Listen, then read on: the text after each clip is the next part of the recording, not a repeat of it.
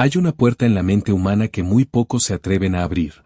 No porque sea peligrosa, aunque a veces lo es, sino porque lo que hay detrás acude los cimientos de todo lo que creemos saber sobre la realidad, sobre nosotros mismos y sobre lo que llamamos sobrenatural. Durante siglos, los seres humanos han atribuido ciertos fenómenos a fuerzas que escapan a la comprensión racional, apariciones, voces del más allá, cuerpos que leviten, mentes poseídas por entidades oscuras. Y en muchos de esos casos, la explicación no estaba en otro mundo. Estaba dentro del cráneo. Bienvenidos a El Laberinto Mental. Hoy vamos a descender a los casos más perturbadores de la historia reciente de la psicología, casos documentados, estudiados, analizados. Casos donde la ciencia encontró dentro de la mente lo que nadie se atrevía a buscar. Esto no es entretenimiento superficial. Esto es una investigación. Comencemos con uno de los casos más extraños que ha registrado la neuropsiquiatría moderna. El año es 1995.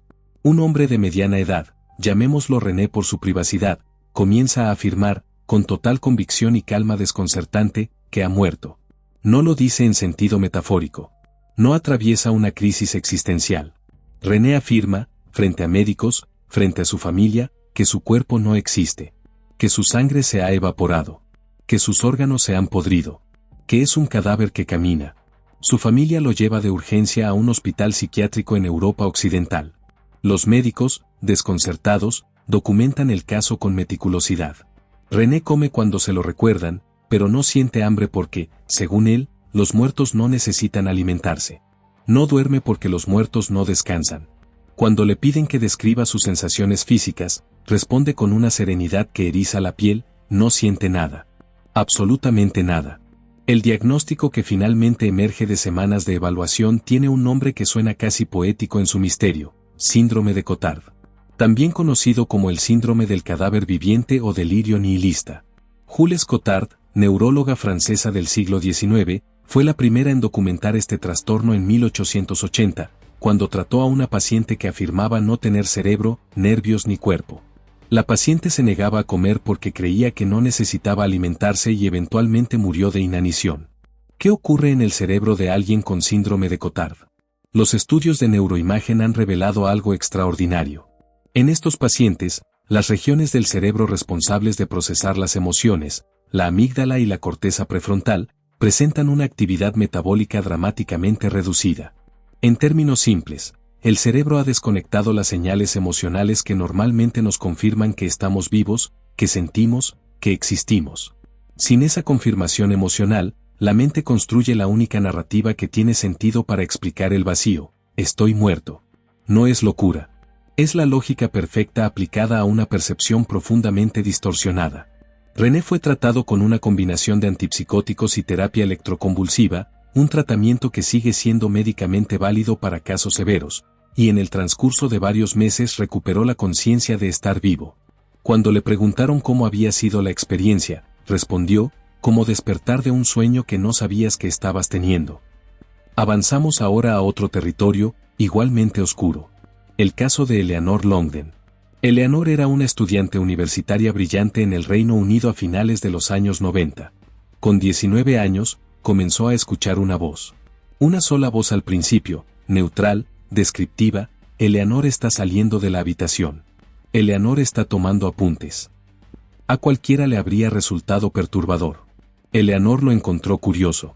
Pero no buscó ayuda de inmediato, y ese retraso cambiaría el curso de los siguientes años de su vida. Cuando finalmente habló de las voces con una compañera de universidad, ésta le aconsejó ver a un médico. El médico la derivó a un psiquiatra. El psiquiatra, con la brusquedad de alguien que ha visto demasiados casos parecidos, pronunció la palabra que durante décadas funcionó como sentencia: esquizofrenia. Lo que siguió fue una espiral. Más voces. Voces que le ordenaban hacerse daño. Hospitalizaciones repetidas. Medicación que embotaba sus sentidos sin resolver el problema de fondo. Eleanor llegó a estar convencida de que estaba irreparablemente rota. Pero Eleanor Longden no estaba rota. Estaba respondiendo, con los mecanismos que tenía disponibles, a un trauma no procesado. Décadas después, con tratamiento especializado orientado al trauma, Eleanor identificó que las voces no eran síntomas aleatorios de una mente enferma, sino representaciones disociadas de experiencias que su mente no había podido integrar de otra manera. Hoy, Eleanor Longden es psicóloga clínica, investigadora. Ha dado una conferencia en TED que ha sido vista por millones de personas. Y ha dedicado su carrera a cambiar la manera en que la psiquiatría interpreta la experiencia de escuchar voces. Su caso ilumina un debate que sigue activo en la comunidad científica. ¿Son las alucinaciones auditivas siempre síntomas patológicos? Los estudios de la red Intervoces y las investigaciones del psicólogo Marius Romme sugieren que un porcentaje significativo de personas que escuchan voces nunca ha sido diagnosticado ni hospitalizado, y no considera su experiencia como un trastorno sino como una característica peculiar de su percepción. La línea entre lo místico y lo psicológico, entre la revelación y la alucinación, ha sido siempre más delgada de lo que los libros de historia religiosa quieren hacernos creer. Trasladémonos al año 1518. Estrasburgo, Sacro Imperio Romano Germánico. Una mujer llamada Frau Trofea sale a la calle y comienza a bailar. No hay música. No hay celebración. Simplemente baila, con una expresión de trance, los ojos fijos en algo que nadie más puede ver. Al cabo de unos días, se le unen varias personas. Luego decenas. En el transcurso de un mes, cerca de 400 personas bailan de manera compulsiva, sin parar, día y noche.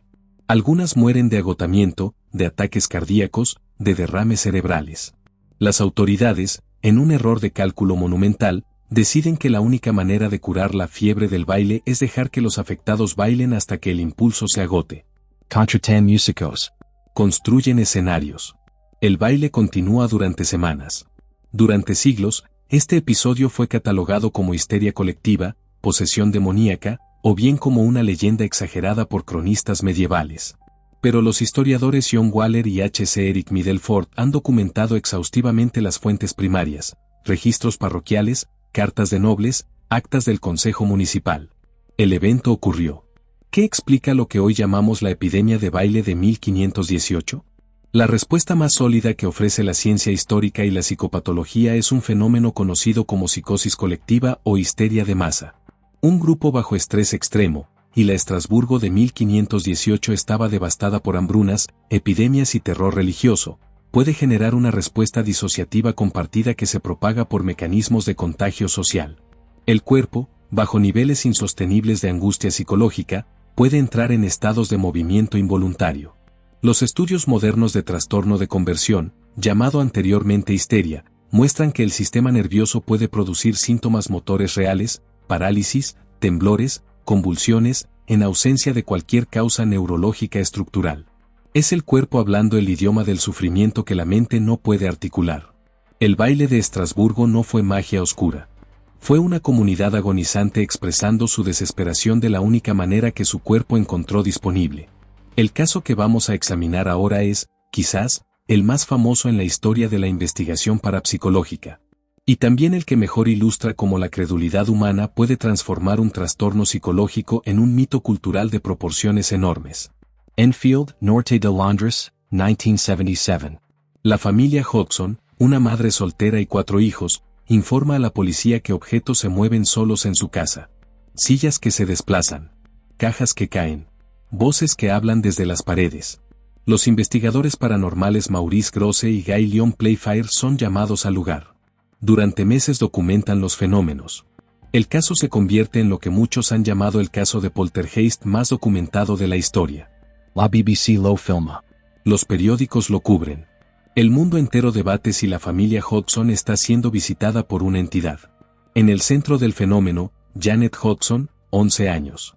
Una niña que habla con una voz grave y rasposa que afirma ser el espíritu de un hombre que murió en la casa. Una niña a la que se observa volando fuera de su cama. Una niña que dobla cucharas y hace levitar libros. ¿Qué encontraron los investigadores escépticos que también estuvieron en Enfield? Que Janet fue filmada en múltiples ocasiones haciendo trucos. Que los investigadores de la Society for Psychical Research documentaron que Janet y su hermana Margaret habían admitido fabricar algunos de los fenómenos, describiéndolo como juego. Que los investigadores más críticos señalaron que los fenómenos nunca ocurrían cuando las condiciones de observación eran rigurosas. Pero el caso Enfield no es simplemente una historia de fraude infantil. Es una historia de trauma. La familia Hodgson estaba pasando por una separación familiar devastadora. Janet era una niña que no tenía manera de articular o procesar el dolor que estaba viviendo. Los psicólogos que la evaluaron, incluyendo al psicólogo John Beloff y posteriormente a investigadores de salud mental infantil, notaron que sus comportamientos eran consistentes con lo que hoy reconocemos como respuestas disociativas al trauma. Janet buscaba atención, protección, y una narrativa que explicara el caos de su vida doméstica. Y el mundo que la rodeaba, adultos bien intencionados pero sin formación psicológica, le proporcionó una narrativa: estabas poseída. El cerebro de los niños que han vivido trauma puede producir estados alterados de conciencia, movimientos involuntarios, y episodios disociativos que a un observador no entrenado pueden parecer sobrenaturales. No es manipulación consciente. Es el mecanismo de supervivencia más sofisticado que la evolución ha diseñado. En 1998, la película El Show de Truman presentaba al mundo un concepto que parecía ciencia ficción: un hombre que vive convencido de que su vida real es un programa de televisión, que todos a su alrededor son actores, que el mundo entero ha sido diseñado para observarlo a él. Lo que pocos sabían entonces es que este concepto no era solo ficción creativa. Los psiquiatras llevaban décadas tratando pacientes que presentaban exactamente esta experiencia. Tan frecuente se volvió la referencia cultural que en 2012 los investigadores Joel Gold y Jan Gold, hermanos psiquiatra y filósofo respectivamente, publicaron un estudio formal sobre lo que denominaron síndrome de Truman.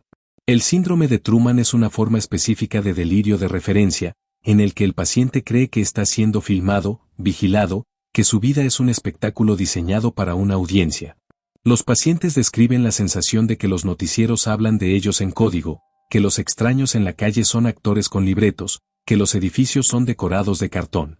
Uno de los casos documentados por Gold y Gold involucra a un hombre que se presentó en las Naciones Unidas en Nueva York, convencido de que el personal de la ONU podría ayudarlo a salir del programa de televisión en el que estaba atrapado. No estaba en crisis violenta. Estaba, desde su perspectiva, presentando una queja legítima ante la autoridad competente. Neurológicamente, el síndrome de Truman está asociado con alteraciones en la manera en que el cerebro procesa la experiencia de familiaridad y relevancia personal. La región cerebral conocida como área de procesamiento temporal superior, combinada con disfunciones en los circuitos dopaminérgicos, puede generar una sensación de hiperreferencia: todo parece tener que ver contigo, todo parece significativo, todo parece orquestado. En un mundo donde las redes sociales han normalizado la vigilancia constante, donde la gente realmente graba sus vidas y las transmite en directo, donde los algoritmos personalizan cada contenido para cada usuario, la línea entre el síndrome de Truman y la realidad contemporánea merece, cuanto menos, una pausa reflexiva. Existe una experiencia que afecta aproximadamente al 8% de la población general y hasta al 28% de los estudiantes universitarios, según estudios publicados en el Journal of Sleep Research. Y sin embargo, durante milenios, fue interpretada como evidencia definitiva de la existencia de entidades sobrenaturales. Despiertas en mitad de la noche. Eres consciente de tu entorno, puedes ver tu habitación, escuchas los sonidos del exterior. Pero no puedes moverte. Ni un músculo. Y entonces lo ves, una figura oscura en la esquina de la habitación. O sentada sobre tu pecho, aplastando tus pulmones. O susurrando algo que no puedes entender. En la tradición anglosajona medieval, esta entidad se llamaba Mare, de donde proviene la palabra inglesa nightmare, pesadilla. En Japón, el fenómeno se llama Kanashibari y es atribuido a espíritus que inmovilizar a los vivos. En el folclore latinoamericano, es la subida del muerto. En Canadá, entre las comunidades de Terranova de ascendencia anglo-irlandesa, se llama The Old Hag, la vieja bruja. En la Europa medieval, era el súcubo o el íncubo, según el género del durmiente. La parálisis del sueño es uno de los fenómenos más estudiados en la interfaz entre neurociencia y creencias sobrenaturales, precisamente porque su mecanismo es completamente conocido y completamente ajeno a cualquier intervención externa. Durante la fase REM del sueño, la fase de los sueños vívidos, el cerebro envía señales inhibitorias a los músculos para evitar que el cuerpo actúe físicamente los movimientos que ocurren en el sueño. Este sistema protector funciona normalmente de manera sincronizada, te despiertas y el sistema se desactiva simultáneamente. En la parálisis del sueño, el sistema se desincroniza, la conciencia regresa antes de que el cuerpo recupere el control motor. La alucinación de la figura oscura, que aparece en culturas que no han tenido contacto entre sí, con una consistencia fenomenológica asombrosa, tiene su explicación en cómo el cerebro en estado de parálisis del sueño procesa la amenaza. El sistema amigdalino, hiperactivado por la experiencia de inmovilidad, busca la fuente de peligro y la crea si no la encuentra. El cerebro construye el monstruo que explica por qué estás paralizado. Es la arquitectura del terror, no hay entidad. Hay un cerebro protector generando la peor pesadilla posible para prepararte para un peligro que no existe. Pocos casos en la historia de la medicina mental han tenido consecuencias tan grandes como el de la joven que la posteridad conocería como Anna O. Su nombre real era Berta Pappenheim, y en la Viena de 1880, a los 21 años, comenzó a presentar síntomas que desafiaban cualquier clasificación médica existente. Parálisis de las extremidades que aparecían y desaparecían sin causa orgánica. Alucinaciones visuales, serpientes hechas de sus propios dedos, calaveras sonrientes donde antes había caras familiares. Periodos de ausencia durante los cuales hablaba exclusivamente en inglés, un idioma que supuestamente desconocía en estado consciente. Una personalidad alterada que describía como mi otro yo, al que llamaba la malvada. Incapacidad para beber agua durante semanas, a pesar de la sed intensa, hasta que bajo hipnosis revivió el recuerdo de ver a un perro bebiendo del vaso de cristal de su dama de compañía, en un episodio que había juzgado repulsivo pero nunca expresado. El médico Joseph Breuer, que la trató durante meses, compartió el caso con su colega Sigmund Freud. El análisis de Anna O se convirtió en uno de los pilares fundacionales del psicoanálisis y del concepto de trauma reprimido. Décadas después, la investigadora Elaine Schoulter y otros académicos han revisado el caso desde perspectivas más actualizadas. Lo que Anna O presentaba encaja con mayor precisión diagnóstica en lo que hoy llamamos trastorno de síntomas somáticos con disociación, posiblemente en el contexto de un duelo traumático no procesado por la muerte de su padre. Pero lo más extraordinario del caso de Anna O no es su diagnóstico, es su vida posterior. Berta Pappenheim, liberada eventualmente de los síntomas, se convirtió en una de las primeras y más influyentes feministas y trabajadoras sociales de habla alemana. Fundó organizaciones para la protección de mujeres y niños. Publicó literatura. Tradujo textos fundamentales. El trauma la había paralizado. Y su propia resiliencia, sostenida finalmente por un tratamiento que la tomó en serio, la convirtió en una fuerza histórica. La ciencia médica lleva décadas estudiando el efecto placebo, la capacidad de sustancias inertes para producir mejoras reales en la salud de los pacientes. Pero existe su gemelo oscuro, menos conocido y más perturbador, el efecto nocebo. El efecto nocebo es la capacidad de las expectativas negativas para producir síntomas reales, objetivamente medibles. No en la imaginación. En el cuerpo. Uno de los casos más dramáticos documentados en la literatura médica occidental ocurrió en el contexto de los ensayos clínicos modernos. En un estudio publicado en el Journal of Clinical Oncology, un paciente diagnosticado con cáncer hepático fue incluido en un ensayo clínico experimental. Creyendo que el medicamento que recibía era el compuesto activo, el paciente comenzó a deteriorarse de manera acelerada. Su hígado fallaba. Sus análisis de sangre empeoraban semana a semana. Los médicos no comprendían por qué su respuesta al tratamiento era tan negativa. Cuando el paciente falleció y se abrió el sobresellado del ensayo, los investigadores descubrieron que había estado recibiendo el placebo, la sustancia inerte. Su cuerpo había producido el fracaso orgánico que su mente esperaba. Los mecanismos detrás del nocebo incluyen la activación del eje hipotálamo hipofisario adrenal, el sistema de estrés del organismo, la alteración de los niveles de colecistoquinina y otras hormonas implicadas en la percepción del dolor, y cambios medibles en la actividad del sistema nervioso autónomo. Esto es lo que hace tan inquietante el fenómeno de las maldiciones en culturas no occidentales. El antropólogo Walter Cannon documentó en 1942 el concepto de muerte vudú, casos en los que individuos en comunidades donde la magia negra era culturalmente creída morían en cuestión de días o semanas tras ser informados de que habían recibido una maldición mortal. La muerte no era sobrenatural. Era psicosomática en su sentido más literal, la mente matando al cuerpo a través de los canales fisiológicos del terror sostenido. Hemos recorrido juntos algunos de los casos más perturbadores y fascinantes que la psicología y la neurociencia han documentado. Desde el hombre que creyó estar muerto hasta las epidemias de comportamiento colectivo, desde la niña de Enfield hasta la paciente que transformó la historia de la medicina. Y en cada uno de estos casos, el patrón es el mismo. La mente humana, bajo condiciones de trauma, de estrés extremo, de desconexión emocional, tiene una capacidad extraordinaria para construir realidades alternativas. Realidades que son absolutamente reales para quien las vive. Realidades que durante siglos fueron interpretadas como evidencia de fuerzas más allá de la comprensión humana. ¿Qué nos enseña esto? No que el misterio no exista. No que todo tenga una respuesta fácil y descartable. Nos enseña que el mayor misterio de todos no está en el cielo ni bajo la tierra. Está aquí, encerrado en este 1,5 kilogramos de tejido gris que llevas dentro del cráneo. El cerebro humano puede crear dioses. Puede crear demonios. Puede crear mundos completos. Puede construir el infierno y puede construir la redención. Y si entendemos cómo funciona esa maquinaria, si encontramos la valentía de mirarla de frente sin escapar al confort de explicaciones sobrenaturales, entonces quizás podemos hacer algo más que temer lo que no comprendemos. Quizás podemos ayudar a quienes viven atrapados dentro de esos laberintos que la mente construye sin pedir permiso. El laberinto mental no es una maldición. Es una invitación. Akana Cherte.